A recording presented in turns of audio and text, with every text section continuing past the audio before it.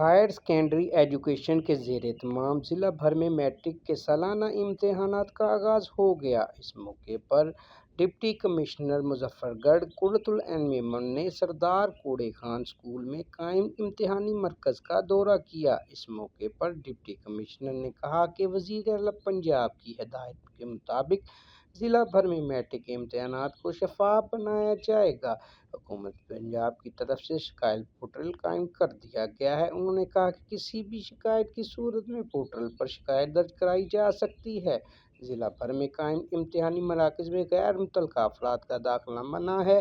انہوں نے کہا کہ وہ خود بھی امتحانی مراکز کا معائنہ کرتی رہیں گی اور ضلع انتظامیہ کے افسران بھی مختلف مراکز کا دورہ کریں گے۔